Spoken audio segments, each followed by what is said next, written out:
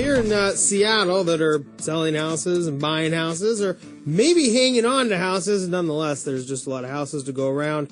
A lot of people may decide or may not decide, or maybe trying to decide, if they should become a landlord. And Hank Coleman joins us again, professional writer and blogger focusing on personal finance and investing for topics in magazine, newspaper, online articles, and has been featured on Fox Business, Reuters, and the Chicago Sun-Times. Welcome back, Hank. How are you, buddy? Hey, Ben. Thanks for having me. I appreciate it. Yeah, I was intrigued by your article on whether or not to become a landlord and ultimately, I suppose, to sell your house if you don't want to, because I think a lot of people have that idea that, hey, I'll just rent it out, as if it's just that easy. And it's not always true, is it? No, it's not true. There are some other things that you need to consider. I'm surprised you kind of said it that way, because a lot of my friends that I've seen kind of fall in the other camp. They are selling their homes at a loss because they don't realize that maybe they ought to hang on and be accidental landlords. So is that what kind of inspired you to write this? Why my family decided to become landlords? Absolutely. My wife, I joke, my wife made me move.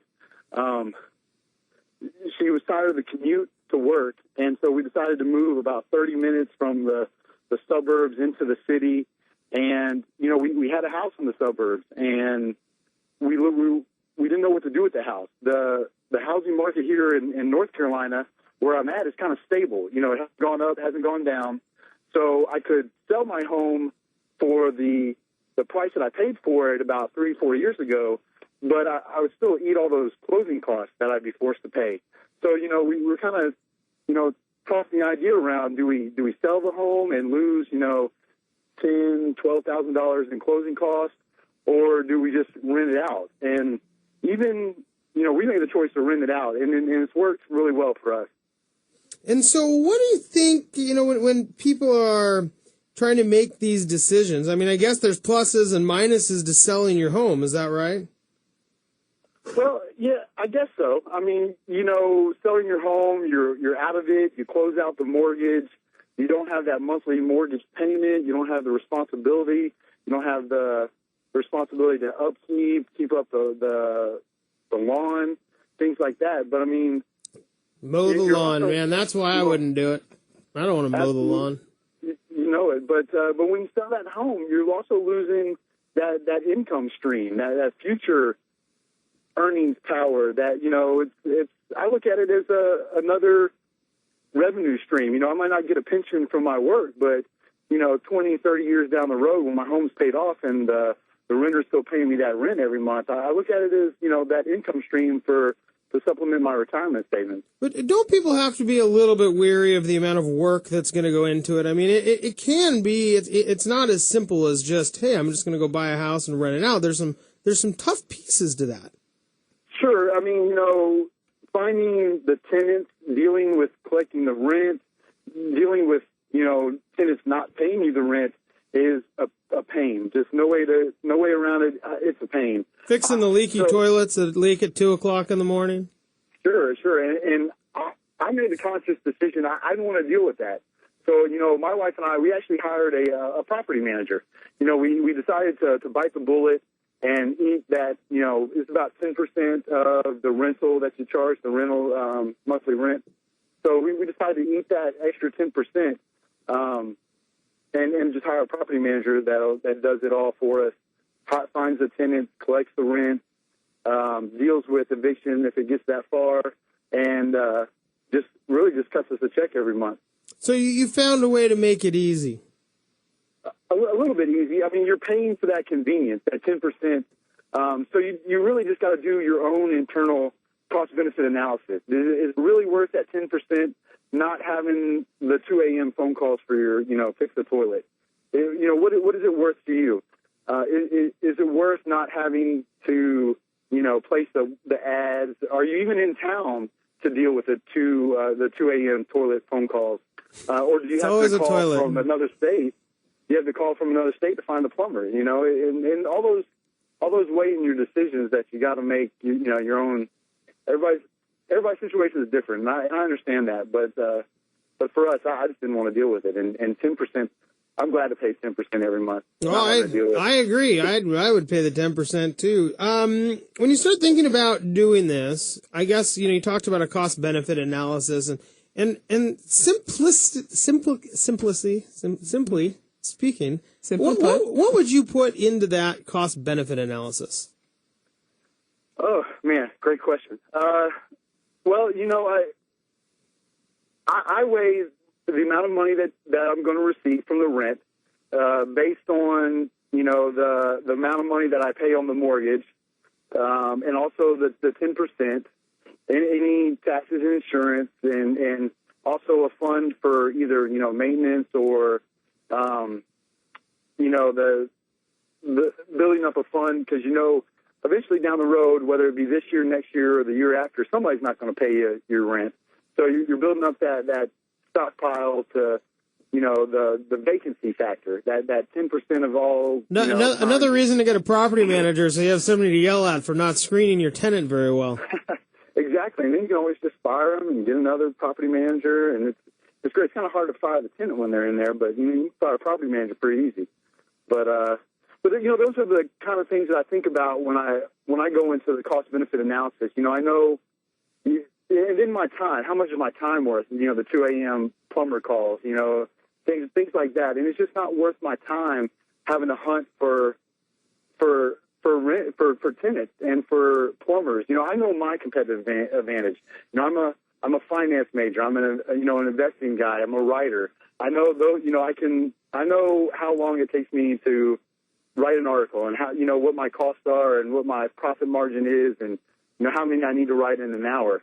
But, I could spend weeks and weeks trying to find a tenant where my property manager could have found them, in 1 week. And so, weeks and weeks actually turns into real dollars when you're looking for, when that rent's not being paid, when you're looking for a tenant yourself. So you got to kind of know what you're after, but know what your own costs are and what you value. How much of your time do you value? How much do you value paying somebody else to do the grunt work for you? In this cost-benefit analysis, I guess it's very easy to make that decision if you're cash flow positive. But how do you balance out a cash flow negative? Or how do you, if you're not going to make money on it on a monthly basis, how do you come to that decision? We looked at it here in North Carolina. Like I said, we could sell our home for what we paid for it. And so if we sold, we would lose those closing costs. We'd lose, for our particular instance, we would lose about $10,000 or $12,000 in closing costs when we paid, our costs and the buyer's costs, things like. And so, that's the baseline.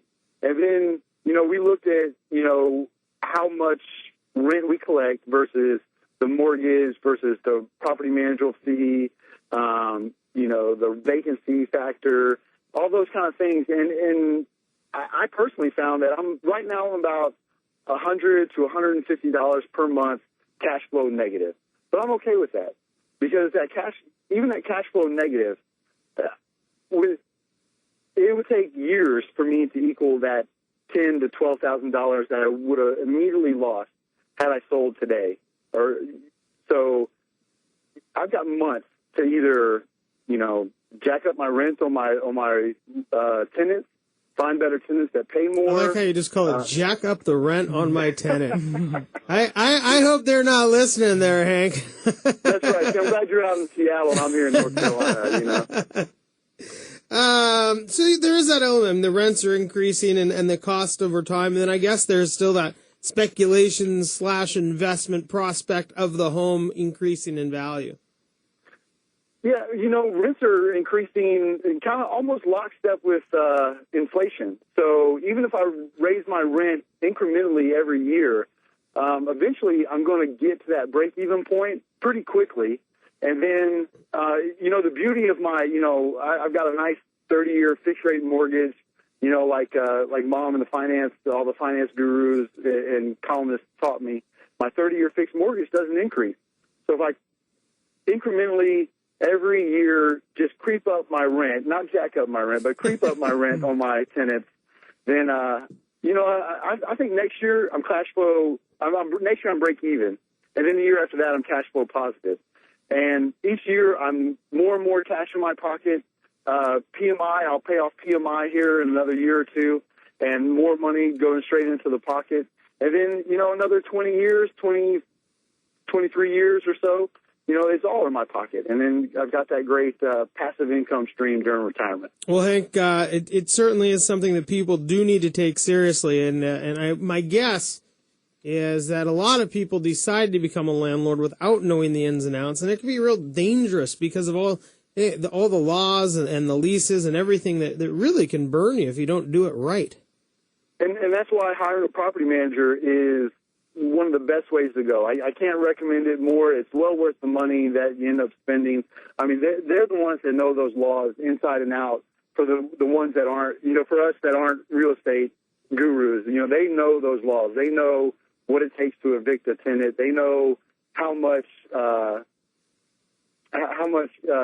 deposit you can hold from them in the very first month. They know all those laws, and just knowing that ins and outs and that knowing their competitive advantage, that is just well worth that 10%. Well, Hank, thanks so much for joining us. I agree with I'm like the anti-do-it-yourself guy. So, the finding somebody who knows how to do it better than you, knows how to do it, oftentimes can actually save you money and make you money because of what their knowledge base is. And, you lose 1 month's rent because you don't know how to market it properly. Well, you've pretty much paid for it already. Right. Absolutely. Well, Hank, thanks so much for joining us again. Thank you, Hank. Thanks, man. Thanks, Heather. Thanks for having me. I appreciate it. Our pleasure. Hank Coleman, Money Q&A, and HankColeman.net. Hey, we're going to go to break. When we come back, Matt Royal is going to join us, and we're going to talk more about buying or renting, but maybe not in the exact way you're thinking about it. We'll be right back.